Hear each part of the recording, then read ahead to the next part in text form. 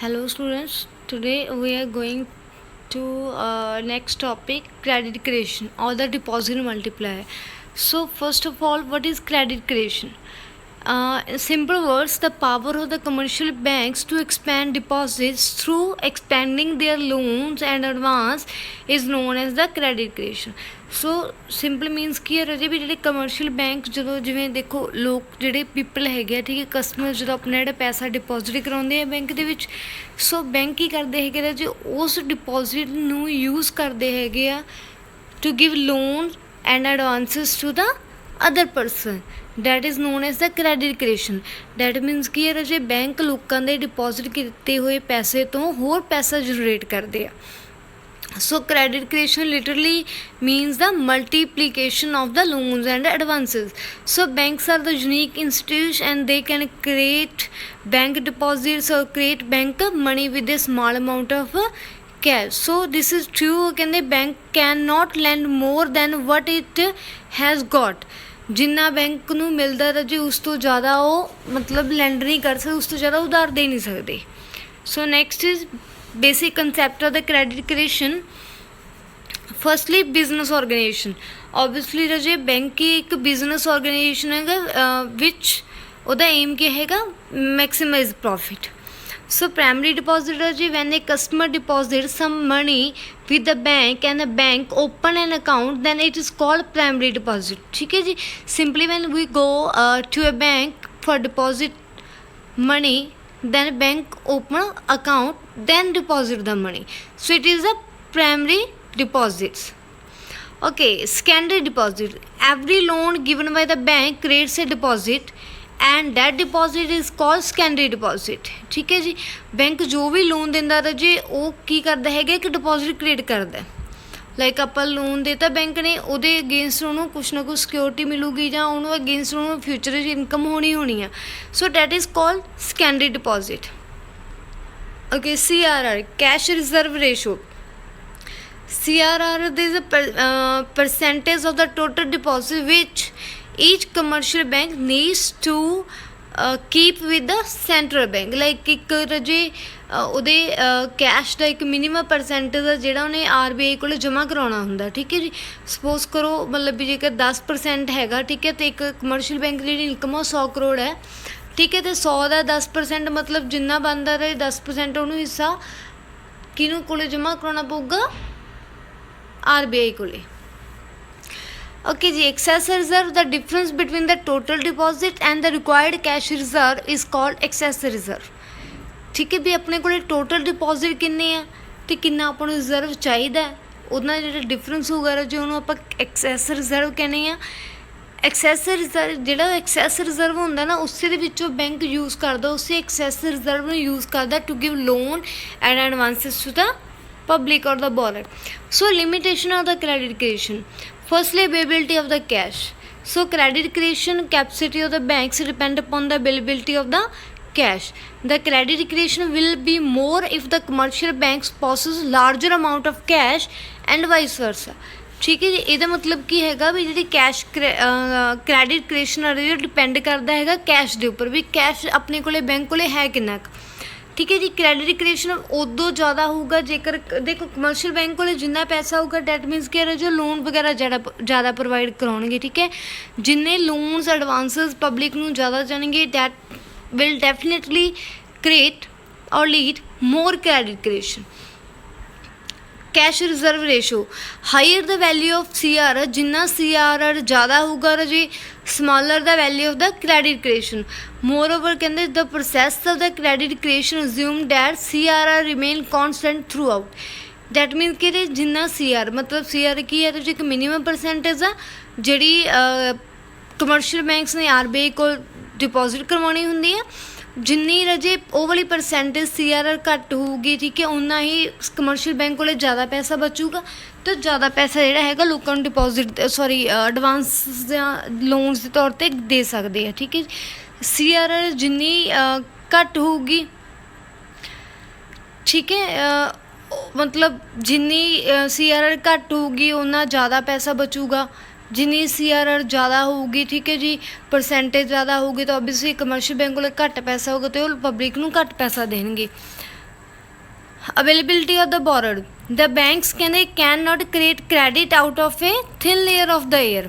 ਠੀਕ ਹੈ ਜੀ, ਕਹਿੰਦੇ ਹਵਾ ਦੀ ਪਤਲੀ ਜੀ ਤਹਿ ਦੇ ਵਿੱਚੋਂ ਰਾਜੇ ਜਿਹੜਾ ਕ੍ਰੈਡਿਟ ਉਹ ਕ੍ਰੀਏਟ ਨਹੀਂ ਕਰ ਸਕਦੇ। So it requires the availability of the good borer.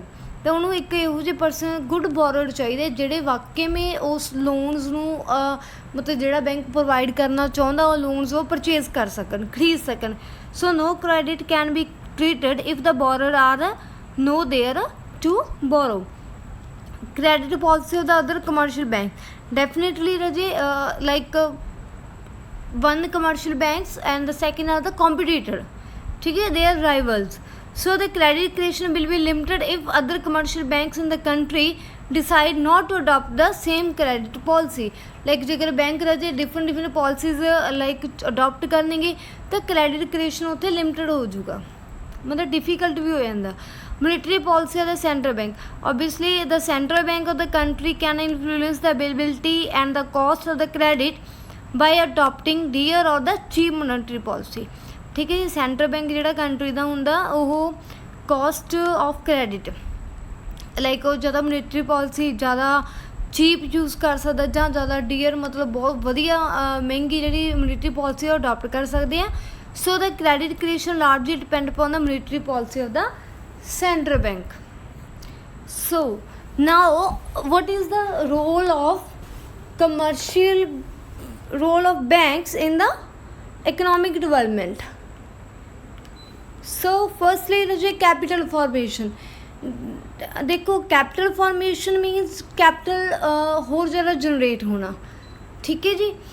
capital formation in the economy requires the investment in the productive channel।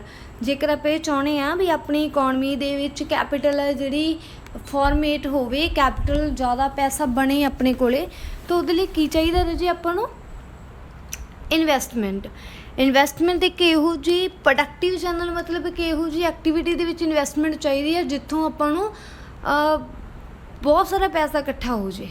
ਠੀਕ ਹੈ ਜੀ, ਲਾਈਕ ਵਧੀਆ ਕੰਮ ਦੇ ਵਿੱਚ ਆਪਾਂ ਪੈਸਾ ਇਨਵੈਸਟ ਕਰਨਾ ਹੈ ਨਾ। ਫਾਰ ਵਿੱਚ ਸੇਵਿੰਗ ਆਰ ਦਾ ਮੇਨ ਸੋਰਸ। ਦੇਖੋ ਜੇਕਰ ਆਪਾਂ ਇਨਵੈਸਟਮੈਂਟ ਕਰਨੀ ਆ ਜੇ ਬੈਂਕਾਂ ਨੇ, ਠੀਕ ਹੈ ਜੀ, ਬੈਂਕਾਂ ਕੋਲ ਸੇਵਿੰਗ ਹੋਣਾ ਜ਼ਰੂਰੀ ਹੈ। ਦੇਖੋ ਸੋ ਬੈਂਕ ਕੀ ਕਰਦਾ ਹੈਗਾ ਜੇ ਕਸਟਮਰਸ ਨੂੰ ਡਿਫਰੈਂਟ ਸਕੀਮਸ ਡਿਸਕਾਊਂਟ ਠੀਕ ਹੈ ਪ੍ਰੋਵਾਈਡ ਕਰਾਉਂਦਾ ਅਤੇ ਉਹਨਾਂ ਨੂੰ ਅਟਰੈਕਟ ਕਰਦਾ ਵੀ ਉਹ ਆਉਣ ਅਤੇ ਆ ਕੇ ਵੱਧ ਤੋਂ ਵੱਧ ਸੇਵਿੰਗ ਕਰਨ। ਜਿੰਨੀ ਜ਼ਿਆਦਾ ਰਜੇ ਸੇਵਿੰਗ ਹੋਊਗੀ ਬੈਂਕ ਫਿਰ ਉਸੇ ਸੇਵਿੰਗ ਵਾਲੀ ਮਨੀ ਨੂੰ ਰਜੇ ਯੂਜ਼ ਕਰਦੇ ਹੈਗੇ ਫॉर द ਇਨਵੈਸਟਮੈਂਟ ਪਰਪਜ਼। ਠੀਕ ਹੈ ਜੀ, ਇਹਨੇ ਪ੍ਰੋਡਕਟਿਵ ਮੈਨਰ ਦੇ ਵਿੱਚ ਕਿਸੇ ਪ੍ਰੋਡਕਟਿਵ ਕੰਮ ਦੇ ਵਿੱਚ ਉਹਨੇ ਇਨਵੈਸਟਮੈਂਟ ਕਰਦੀ ਹੈ ਉਹਦੀ, ਤਾਂ ਕਰਕੇ ਜਿਹੜੀ ਉਹ ਜ਼ਿਆਦਾ ਪ੍ਰੋਫਿਟ ਜਨਰੇਟ ਹੋਊਗਾ, ਜ਼ਿਆਦਾ ਕੈਪੀਟਲ ਫਾਰਮੇਸ਼ਨ ਹੋਊਗੀ ਤਾਂ that will definitely increase more and more profit. Okay next entrepreneur innovations। so innovations mean something new, ठीक है।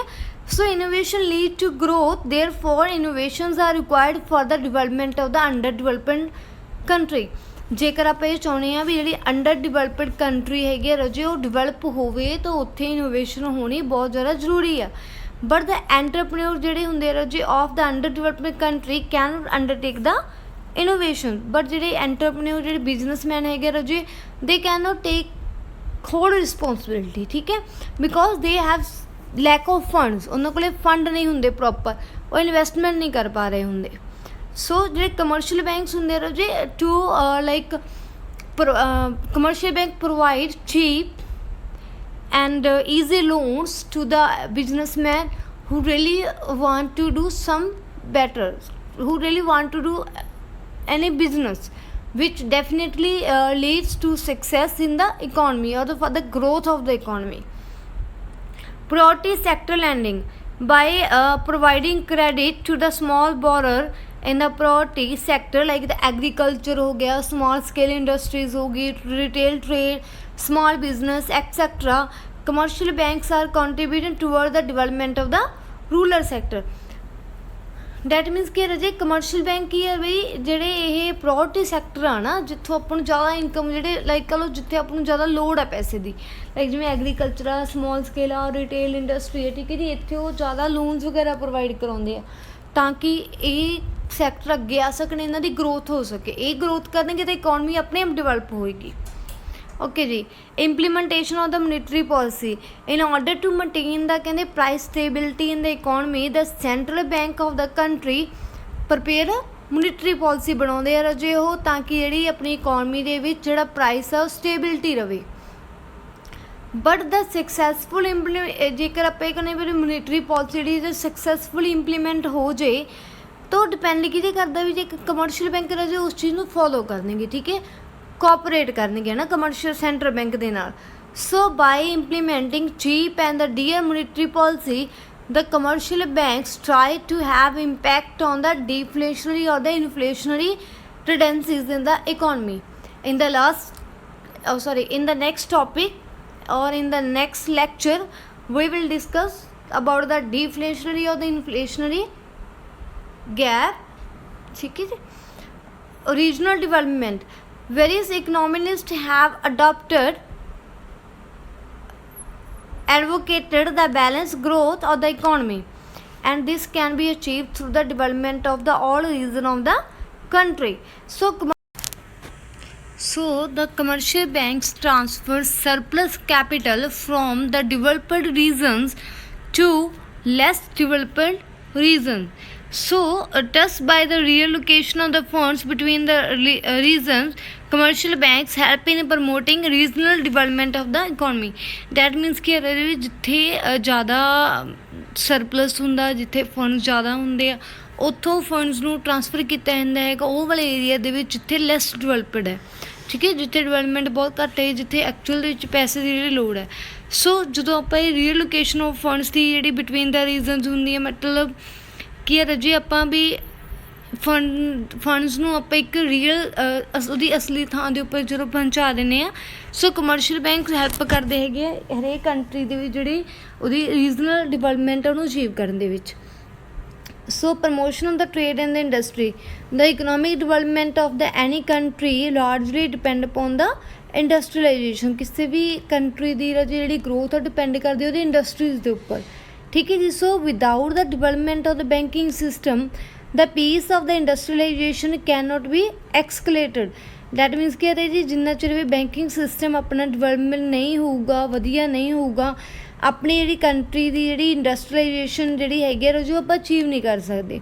ਸੋ in modern business world various transactions are conducted through the various credit instrument like the check, bank draft, bill of exchange, etc. So thus the commercial banks are very helpful in promotion of the trade and the industry.